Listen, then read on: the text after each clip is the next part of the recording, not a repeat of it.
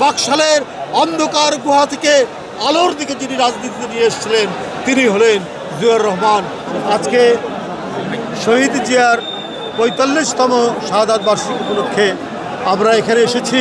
প্রথমে এদেশের জনপ্রিয় নেতা, গণপ্রজাতন্ত্রী বাংলাদেশ সরকারের প্রধানমন্ত্রী, তার নেতৃত্বে বিএনপির জ্যেষ্ঠ নেতৃবৃন্দ এখানে প্রথমে প্রধানমন্ত্রীর পুষ্পস্তবক দিয়েছেন, এরপরে বিএনপির পক্ষ থেকে পুষ্পস্তবক এবং ফাতেহা পাঠ করা হয়েছে। বন্ধুরা, এরপরে বিভিন্ন অঙ্গ সংগঠন তারা শ্রদ্ধার্ঘ্য নিবেদন করছেন, ফাতেহা পাঠ করছেন।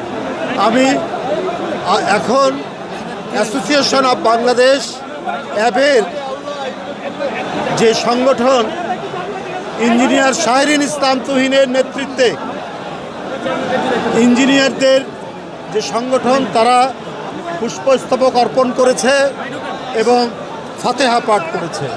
তার আগে জিয়াউর রহমান ফাউন্ডেশনেরও আমরা এখানে পুষ্পার্ঘ্য দিয়েছি এবং ফাতেহা পাঠ করেছি। এখন অ্যাবের অ্যাসোসিয়েশন অফ ইঞ্জিনিয়ার্স এদের যে এখানে শ্রদ্ধার্ঘ্য নিবেদন সেটা শেষ করে তাদের নেতা শাহরিন ইসলাম তুহিন, আমাদের সাবেক সভাপতি রিজু ভাই, আরও অনেক নেতৃবৃন্দ ইঞ্জিনিয়ারদের তারা এখানে উপস্থিত হয়েছেন।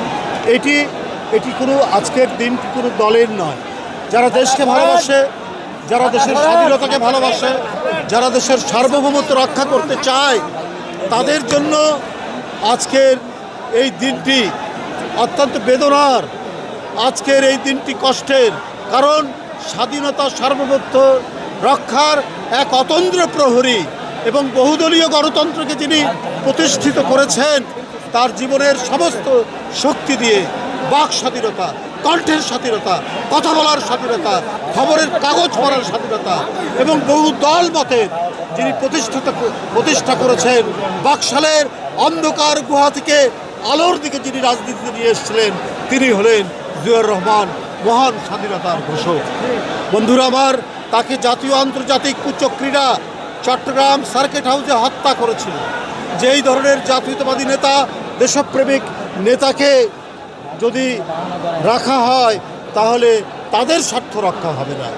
কিন্তু বন্ধুরা আমার, তিনি যা দিয়ে গেছেন, তার যে অর্জন, জাতির কাছে তিনি যেভাবে গোটা জাতিকে সংগঠিত করেছেন, তার রেখে যাওয়া পথ, তার রেখে যাওয়া দর্শন, তার রেখে যাওয়া সমস্ত কীর্তি আজকে এদেশের জাতীয়তাবাদী জনগোষ্ঠীর জনগণের চলার প্রেরণা, এই তাদের সমস্ত কর্মের প্রেরণা, দেশকে রক্ষার প্রেরণা।